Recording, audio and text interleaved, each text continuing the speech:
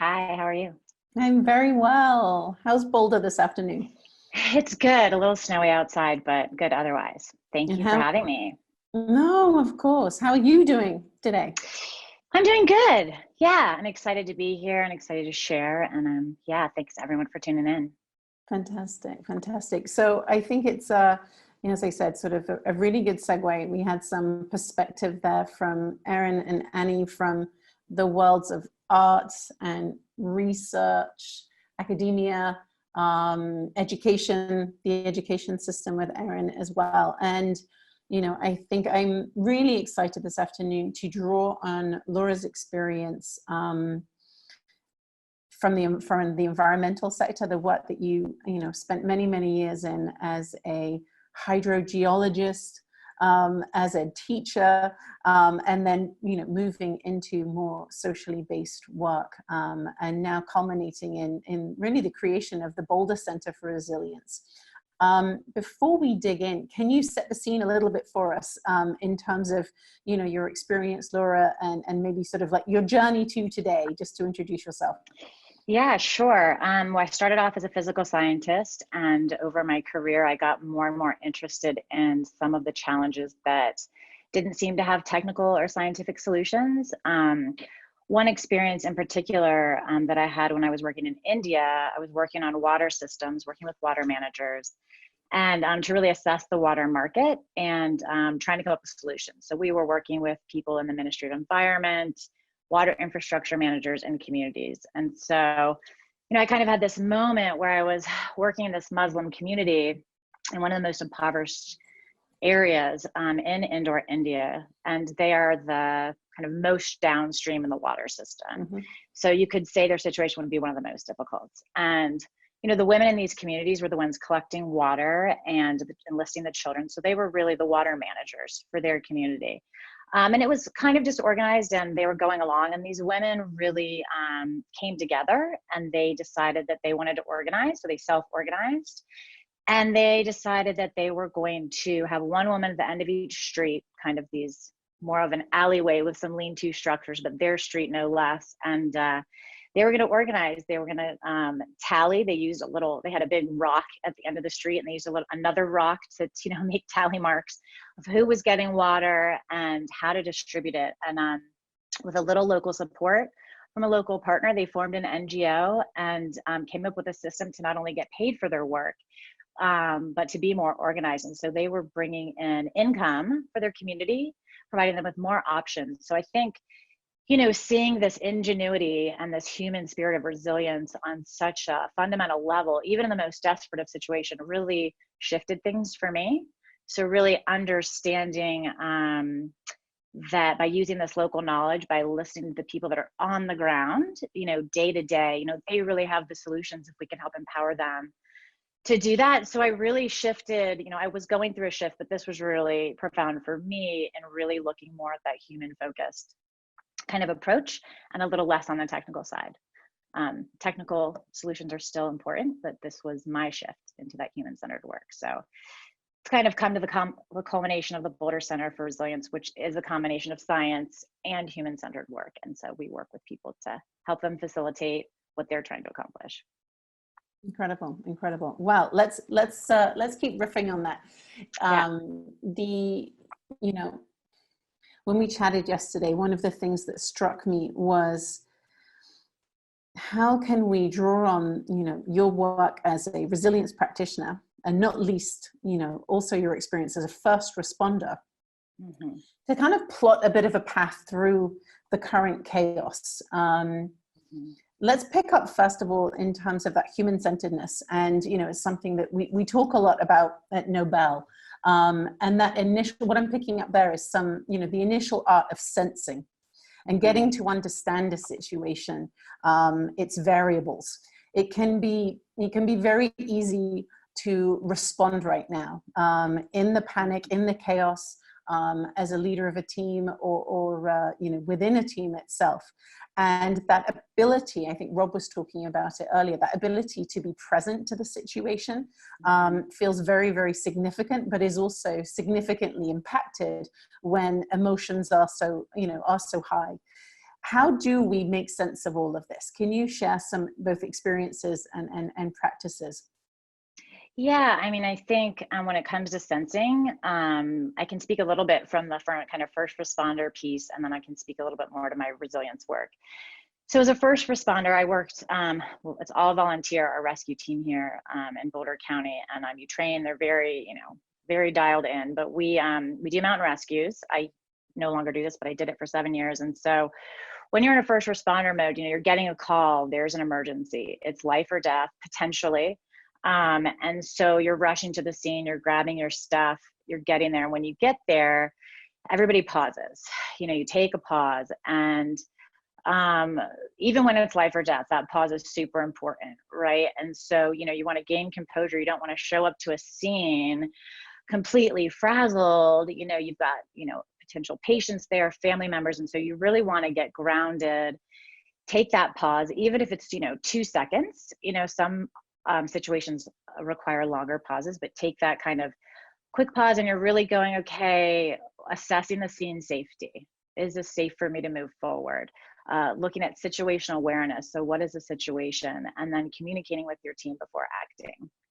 This can all happen in a very short period of time. But as a first responder, again, even when it's life or death, that pause can make or break a situation. So it's super important. And we'll talk a little at the end on kind of provide a tool to do that. And we'll share that at the end. I think when it comes to organizations, when we're taking that pause, I mean, I think pausing can be, more challenging in intense situations, because I think a lot of us just want to respond, myself included. I still have to kind of remind myself to practice that pause. But when we're looking at in organizations and what's going on for everyone right now, it's really, you can do a quick scan. Again, it could be longer or shorter, depending on what your current status is.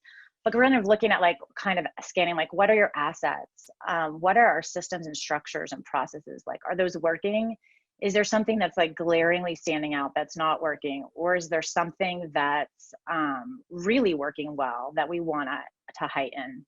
And then you can also be looking at, is there something that's working pretty well, but we want to shift it 5 degrees? So there's pieces of that, kind of checking in with your organization and how the people are doing, and then checking in with yourself as a leader. How are you doing? Do you have a sense of this? We're all kind of moving. And so again, it can be done on a number of levels, but I think we have the opportunity now to be building resilience into our organizations and what we're doing as we move forward. The more of that we have built in before a crisis, the easier it is to do that quick scan and kind of shift and move. So again, really communication and connecting with your people who are on the ground are going to give you a lot of information. Yeah, I love that. I mean, that came up so much this morning. I'm thinking back to Rachel's talk from the Ready Set. How do we come down, from our role as leaders and, look eye to eye, heart to heart with our frontline teams, to really get a accurate sense of what's happening for people. That human-centered approach, listening and learning seems so paramount.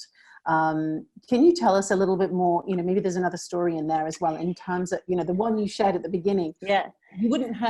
You coming in as an outsider would not have known that, had you not, got close to those women in the community and seen their work in action. And I'm curious if there's any other, practices or examples that you've got in terms of that listening and learning from teams.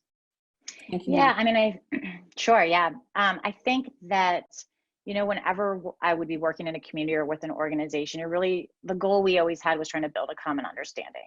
Because a lot of times, particularly in a crisis, and even when it's not a crisis, a lot of people have different understandings of what's going on. And especially right now with the news, and, I think they were talking earlier about how do you distinguish, kind of the facts and the science, and kind of ground in that. So building a common understanding together through stakeholder engagement. For example, in a community, we would do this.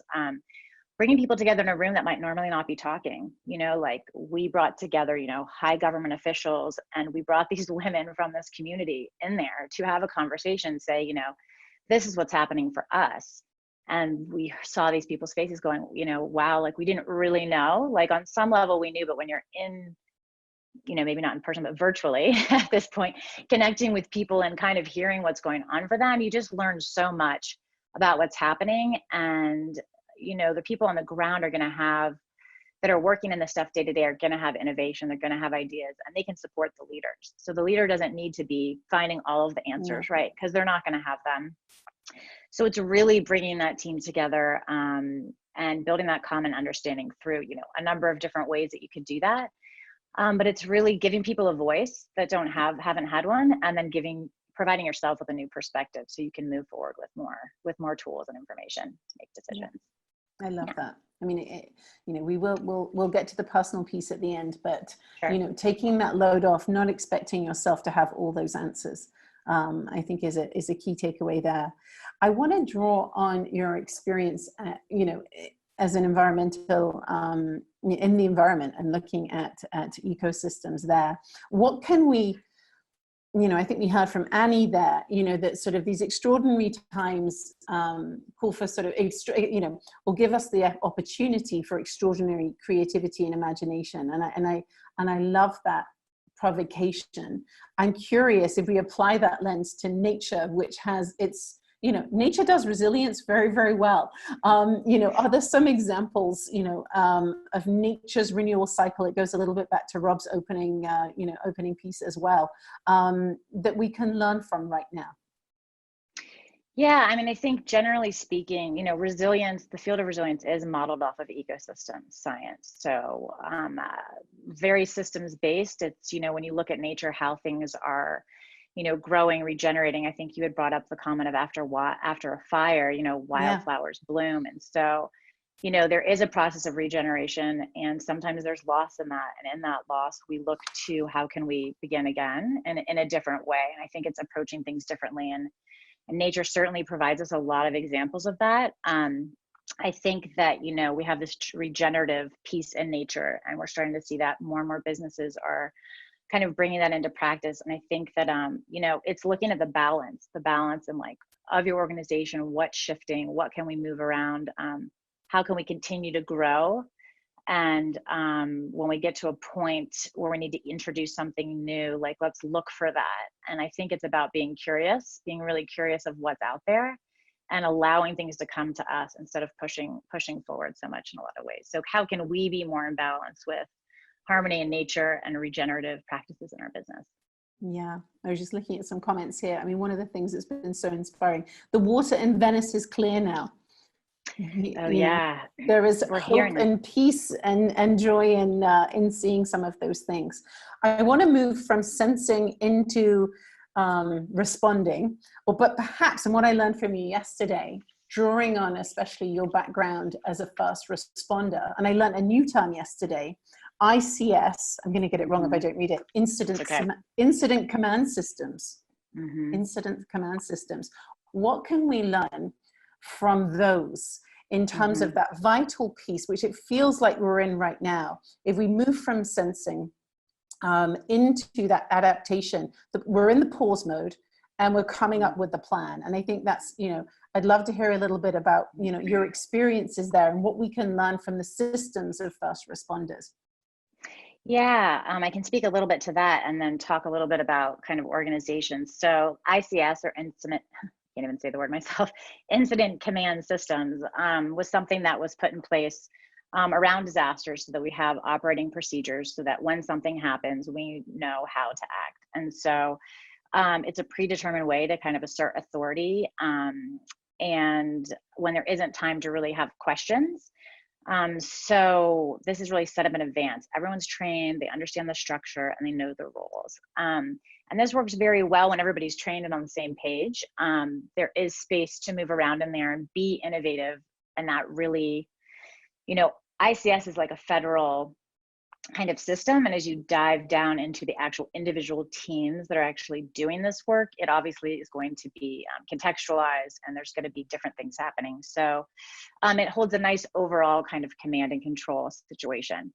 And so it's helpful when you're in a crisis to know what to do and what your role is. I think with organizations, it's very different. Most people probably don't have an ICS command and control in place. For the organization, there are some organizations that have done that contingency planning and have like the things, some things in place they know to go to.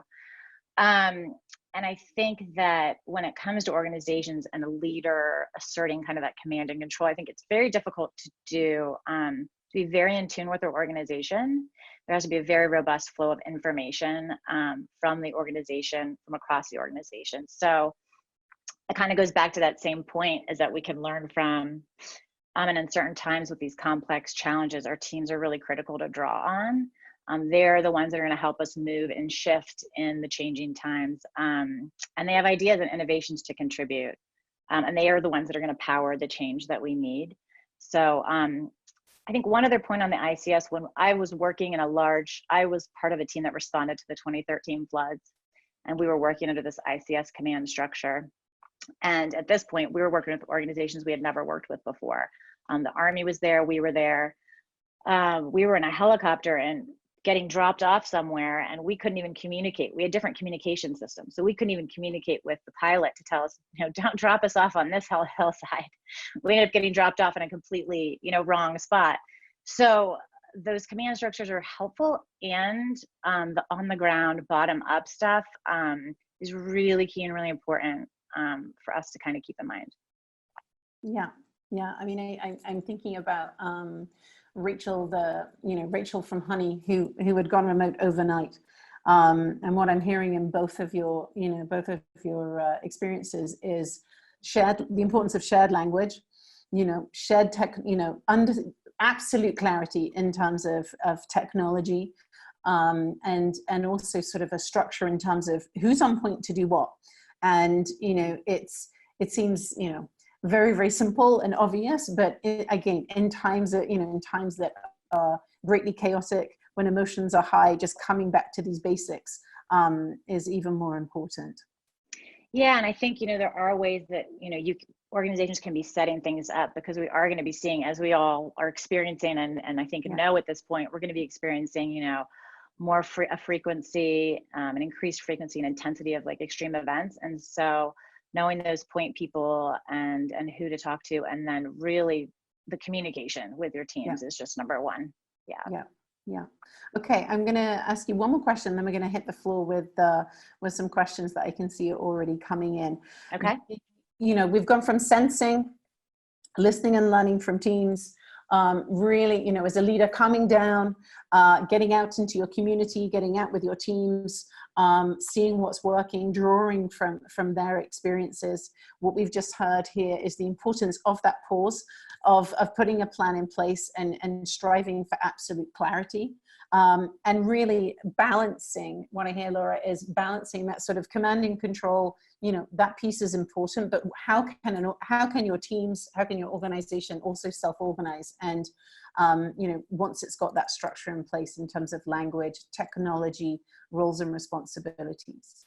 I want to ask a final question about that sort of like third step, which is actually the response.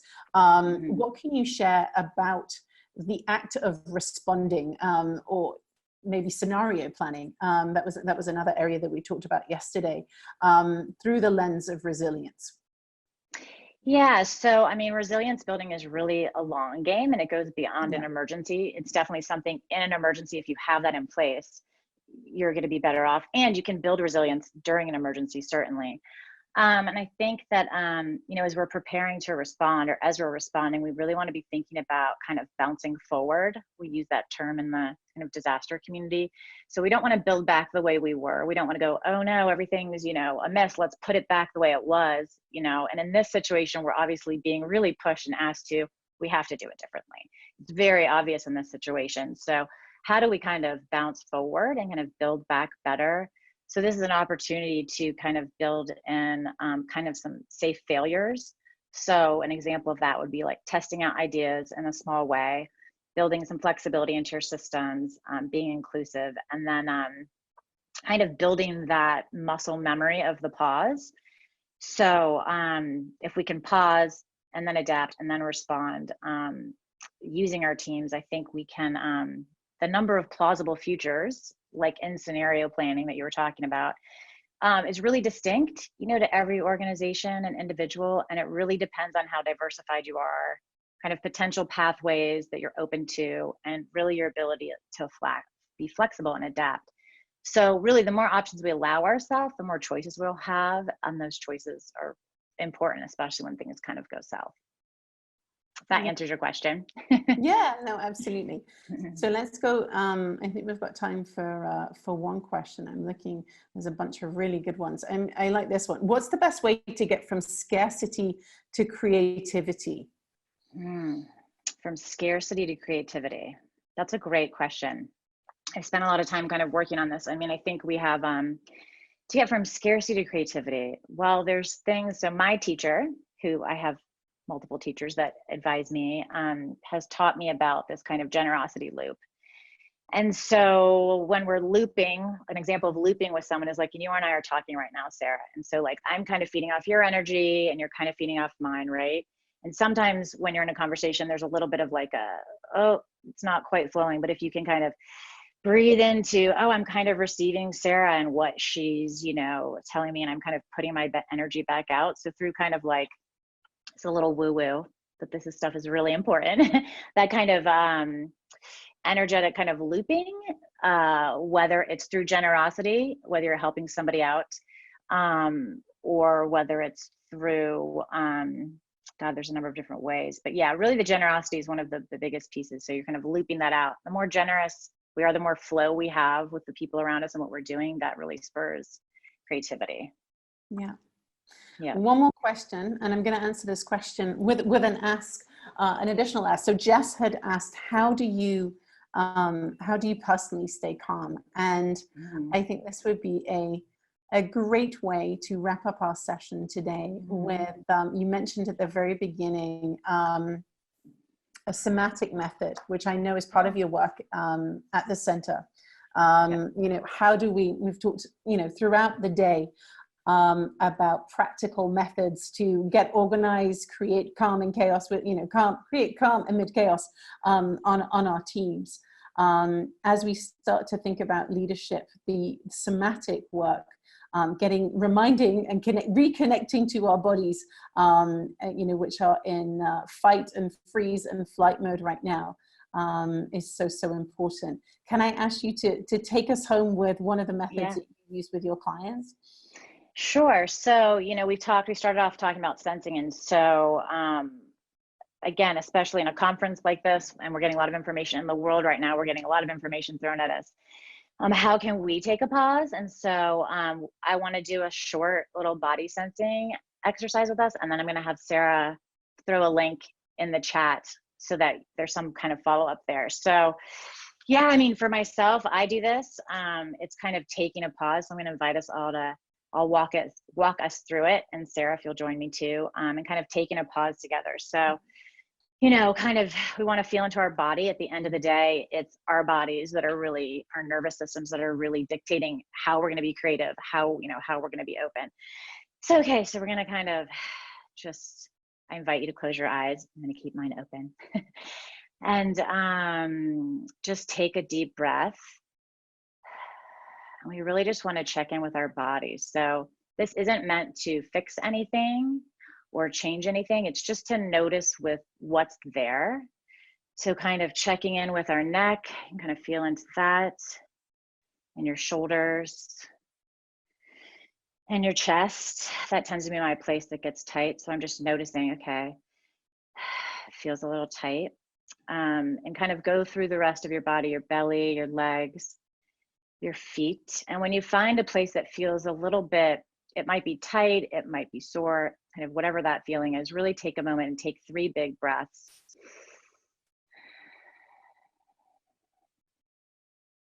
Just breathing into that area.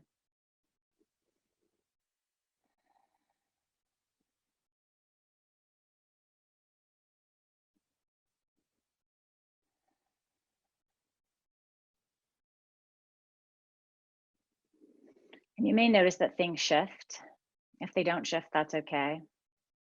And this is something you can do, and you can take a minute or two to kind of do on your own. I think it really helps us connect with what's happening in our body. It gets us out of being so outward and really focusing inward. And I don't know what people's experience was that. Sarah, what was your experience with that? I think I need 3 more breaths. Yes. And I was trying to be conscious of time. I feel, yes. No, I mean, I appreciate that. No, I mean, I mean, you know, what I'm taking away is just the the absolute value, not just value, the necessity of this. You know, we are so up here right now, and you know, the overload of information, and you know, the collective heightened energy, you know, of the world and each other right now is something else. And so, you know, I encourage all of us, and thank you for, you know, for Laura, for sharing your experience, sharing your methods so generously. And yeah, wonderful. Yeah, thank you so much. I would also invite people to kind of spend some time, take a minute by yourself and do that. We're going to include in the link a series of fear melters, which are amazing. And everyone is experiencing some state of fear right now. It's taught to me by Rebecca Folsom, and her teacher is Katie Hendricks from the Hendricks Institute. So we'll share that link. And this is something where you can go and do the body sensing like on your own time, and then go in and do the fear melters or see them. They're pretty fun. And I do them all the time, and our dog gets really excited too. So it's definitely a win. Fantastic. Fantastic. I'm going to put that in right now and say a final thank you, Laura, for joining us here today. Thank you so much. Thanks everyone for tuning in. Amazing.